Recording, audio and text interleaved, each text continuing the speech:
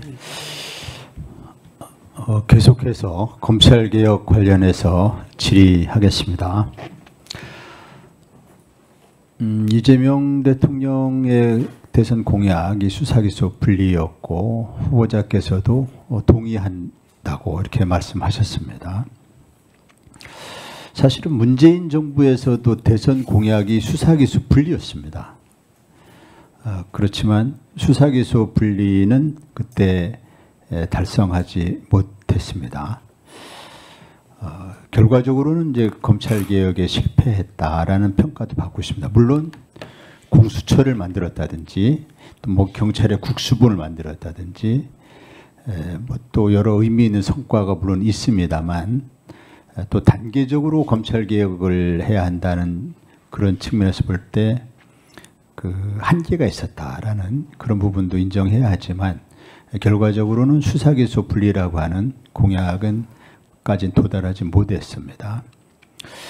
지금 검찰개혁에 대해 관심이 있는 분들은 이재명 정부는 절대 실패해서는 안 된다. 문재인 정부의 실패 결과가 윤석열 집권이라고 하는 아주 참혹한 결과를 빚었기 때문에 이재명 정부는 절대 실패해서는 안 된다라는 부분에 대해서 많이들 기대도 하고 우려도 좀 하고 계십니다. 그런 시각에서 좀 질문을 드리겠습니다. 문재인 대통령 시절에 검찰개혁 실패한 가장 큰 원인은 골든타임을 놓쳤다. 이런 지적입니다. 즉 초기에 적폐청산이 불가피했었죠. 그 적폐청산 시대적 과제였기 때문에 불가피했고 적폐청산을 당시에는 검찰 손에 맡길 수밖에 없었다. 물론 돌이켜보면 꼭 검찰 손에 맡겼어야 되냐 하는 그런 그 부분에 대해서 성찰할 부분이 있지만 어쨌든 당시는 검찰 특수부에 맡길 수밖에 없었고 그 과정에서 검찰 특수부가 오히려 비대화되는 그런 현상으로 연결이 됐고 그 특수부 수사를 주도한 특수통검사인 윤석열은 공정과 뭐 정의의 화신처럼 등장을 해버렸죠. 그러다가 윤석열은 살아있는 권력을 수사한다면서 직접 대통령의 인사권에 도전해가면서 직접 청와대를 겨냥하고 수사 대상도 아니고 수사권이도 아닌데 툭하면 압수수색한다고 그러면서 살아있는 권력 수사한다.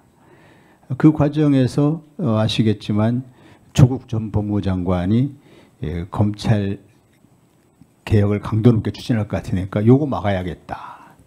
또 그 당시에 윤석열의 머릿속에는 이제 내가 국민적 영웅 등장했기 때문에 내가 대통령 후보가 될 수 있어. 이쪽 당에서 될지 저쪽 당에서 될지 모르겠지만 어쨌든 내가 가능성이 있어.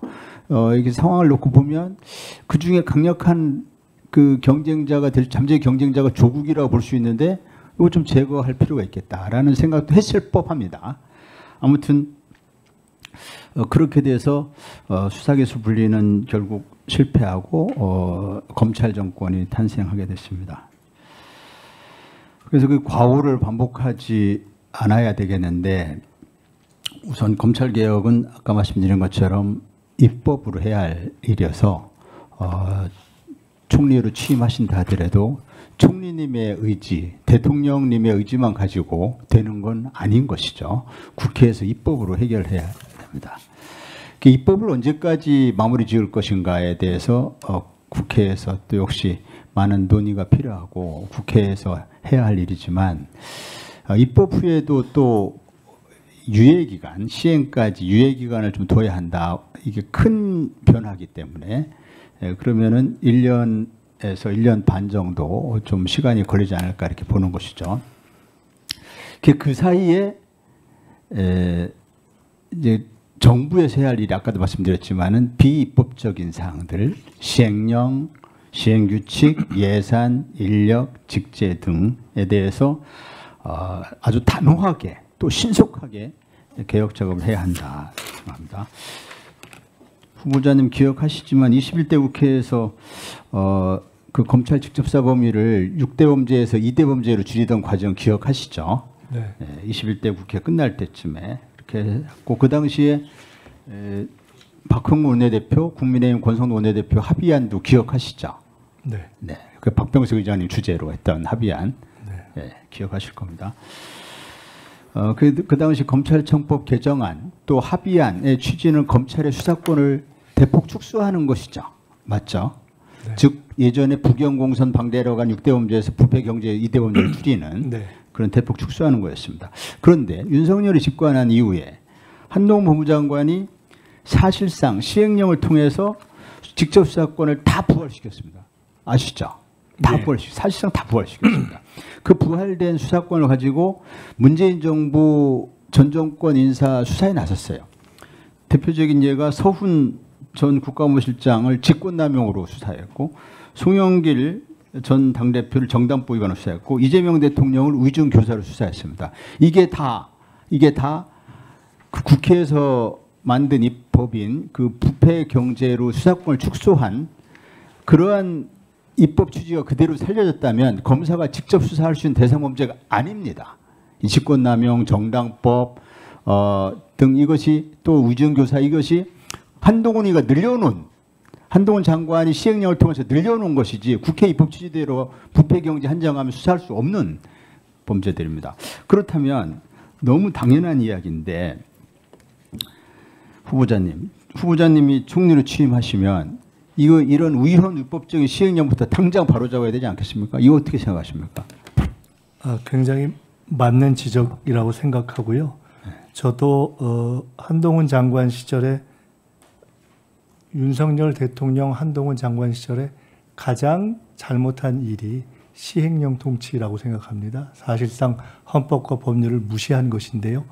그것의 후과를 바로잡는 개선 작업이 반드시 필요한데 제가 관심이 있어서 한번 그냥 이렇게 개인적으로 살펴보니까 생각보다 상당히 많더군요.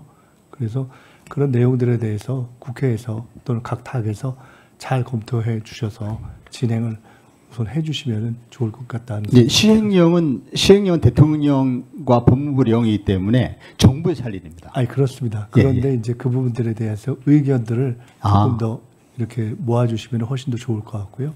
예. 그런 것들을 포함해서 당연히 시행령은 정부에서 할 일인데 그 각각에 대해서 내용들이 많기 때문에 그런 지적도 굉장히 유의미할 것 같아서 제가 말씀을 드린 것입니다. 정부는 정부 차원에서 바로 속히 이렇게 개선하고 원상으로 가야 될 부분들에 대한 검토를 시작해야 한다 이렇게 생각합니다. 아니, 제가 말씀드리는 것은 이제 법을 바꾼 후에 시행령을 말씀드리는 것이 아니고 법을 바꾸기 전에. 그러니까 지금 있는 시행 그 말씀을 드린 겁니다. 예, 현재의 법은 부패와 경제가 검찰의 직접 수사 대상으로 되어 있습니다. 지금 한동훈 장관이 시행령으로 모든 범죄를 늘려놨습니다. 부패, 경제 모든 범죄 넣어버렸거든요. 이것은 즉각 바로잡아야 되지 않아요. 이것은 대통령과 저 건에 대해서 지금 딱 저 사안에 대해서 말씀하시는 것이죠. 제가 말씀드렸던 것은 시행령으로 이렇게 했던 부분들이 여러 개 있어서 저는 그걸 전체를 말씀드렸던 것인데요. 지금 지적하신 그 부분은 우선 바로 잡아야 되지 않느냐고 말씀을 주신 것이라면 그렇게 이해하면 그 문제는 속히 검토를 해야 한다 이렇게 생각한다는 말씀을 드리겠습니다. 시행령 통치 전반에 대해서 예컨대 그 행정부에서 위임입법의 범위를 벗어난 그런 시행령에 대해서 국회가 이걸 어떻게 바로잡을 것이냐 이 부분에 대해서 말씀드리는 게 아니고 네네 이해했습니다. 네네 정부가 이 형사소송법 검찰청법 개정안 부패 경제를 줄여놨는데 이것을 그 입법 취지의 정면으로 역행하게 늘려놨단 말이죠. 그래서 위헌 위법한 시행령이 된 것이죠. 이거는 바로 정권이 바뀌었다면 즉각 바로 잡아야 한다고 생각합니다. 이 부분은 조금 더 미룰 일이 아니라고 생각합니다. 또는 국회하고는 관계없는 일입니다. 네.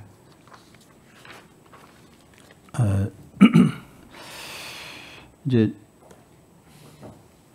그 마지막으로 이제 그 부패 경제로 대폭 수사 범위를 줄여놨기 때문에 이에 수반돼서 인력과 예산이 또 줄여야 됩니다.